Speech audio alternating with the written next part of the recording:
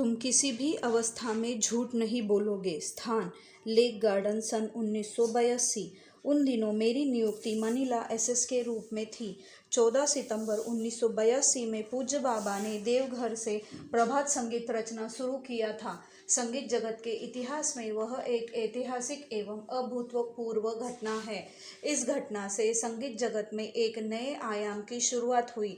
पूज्य बाबा प्रतिदिन नए नए प्रभात संगीत की रचना करते थे तथा इन्हें सभी साधकों को सीखने एवं गाने के लिए प्रेरित भी करते थे। प्रभात संगीत को पूरी दुनिया में लोकप्रिय बनाने के लिए पूज्य बाबा ने एक कार्यक्रम दिया कि प्रत्येक सेक्टर में प्रभात संगीत की गोष्ठी या कॉन्सर्ट का आयोजन करना होगा। मैंने भी अपने मनीला सेक्टर में जाकर प्रभात संगीत की एक बहुत बड़ी गोष्ठी का आयोजन किया, जिसमें बहुत से अच्छे संगीतकार एवं वादकों के साथ मार्गी गायकों ने प्रभात संगीत पर अपने अपने कार्यक्रम दिए। हम लोगों ने गोकुल पीठा बनाकर मार्गियों को खाने के लिए आमंत्रित किया। हम लोगों की SWWS अवधूतिका आनंद विजया आचार्य ने बड़ी मेहनत से गोकुल पीठा बनाया। गोकुल पीठा खाने के लिए कार्यकर्ताओं में होड़ लग गई। पूज्य बाबा हर छोटी बड़ी चीज़ों पर ध्यान देते थे, चाहे वो प्रभात संगीत की बात हो या गोकुल पीठा खाने की बात हो, क्योंकि वे एक समाज गुरु भी थे तथा उनकी दृष्टि से बाहर कुछ भी नहीं था। मुझे प्रभात संगीत गोष्ठी का आयोजन करके बड़ी प्रसन्नता हो रही थी तथा इस अच्छी खबर को मैं वर्ल्ड RDS के समय पूज्य बाबा को उनके कमरे में जाकर व्यक्तिगत रूप से सुनाना चाहता था। ऐसा बहुत सालों से नियम था कि जब भी मैं कलिकता जाता था तो पूज्य बाबा 1-2 दिन के अंदर मुझे व्यक्तिगत साक्षात्कार के लिए अपने कमरे में बुलाते थे। मैं उस वर्ल्ड RDS में भी उनके बुलाने की प्रतीक्षा करता रहा, परंतु वह शुभ घड़ी न जाने क्यों नहीं आई। तब मैंने उनके PA आचार्य रामानंद अवधूत से पूछा कि बाबा मुझे क्यों नहीं बुला रहे हैं। उन्होंने जवाब दिया कि बाबा ने नियम बना दिया है कि जब तक कोई कार्यकर्ता प्रभात संगीत पर 5 संगीत गोष्ठियों का आयोजन अपने अपने कार्यक्षेत्रों में नहीं करेंगे, तब तक मैं व्यक्तिगत रूप से किसी को अपने कमरे में नहीं बुलाऊंगा। विदेश में प्रभात संगीत के 5 कार्यक्रमों का आयोजन काफ़ी कठिन एवं दुष्कर था, क्योंकि वहाँ गायकों की भी समस्या थी।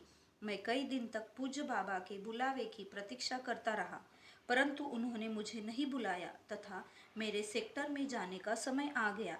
अतः अंत में उनसे व्यक्तिगत साक्षात्कार करने के लिए मैंने झूठ बोलने की योजना बनाई। मैंने PA दादा से स्पष्ट रूप से कहा कि मैंने तो मात्र एक ही प्रभात संगीत गोष्ठी का आयोजन किया है, किंतु बाबा से मिलने के लिए 5 संगीत गोष्ठियों के आयोजन की बात कहूँगा। आप पूज्य बाबा को मेरे बारे में सुना दें कि मैं प्रभात संगीत पर 5 संगीत गोष्ठियों को आयोजित करके आया हूँ तथा आपसे मिलना चाहता हूँ।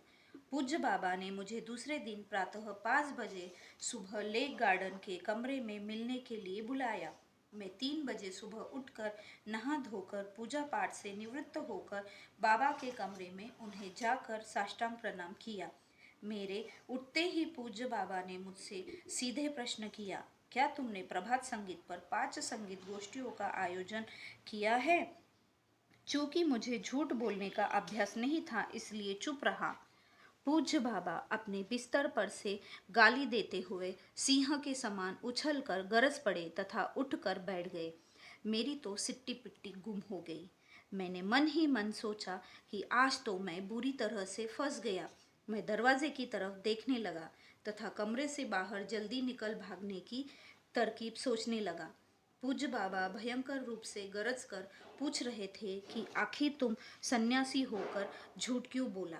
अंत में मैंने बाबा से कहा कि मैं आपसे मिलने के लिए जानबूझकर झूठ बोला हूँ। यह सुनते ही बाबा ने थोड़ा नम्र हो कमरे का दरवाज़ा अंदर से बंद करने को कहा। मैंने वैसा ही किया। पुनः पूज्य बाबा ने मुझसे प्रश्न किया कि तुम सच सच बताओ, तुम झूठ क्यों बोला। मेरा उत्तर बहुत सहज एवं सरल था, आपसे मिलने के लिए। यह सुनते ही पूज्य बाबा पिघल गए तथा मुझे प्यार से समझाने लगे कि तुम मुझसे भगवान से मिलने के लिए भी किसी हालत में झूठ नहीं बोलोगे, क्योंकि सन्यासी को सत्याश्रयी होना चाहिए। मैंने जवाब दिया, बाबा अब भविष्य में ऐसी गलती दोबारा नहीं होगी। अंत में पूज्य बाबा ने छाती पर हाथ रखवाकर इस बात के लिए मुझसे वचन लिया। अब बाबा अपने कल्याण सुंदरम रूप में आ गए तथा मुझे उन्होंने बेहद प्यार किया। उनके प्यार एवं कृपा से मेरा तन मन सारा बोर हो गया। मैं करीब 1 घंटा उनके कमरे में उनके सानिध्य का आनंद लेता रहा।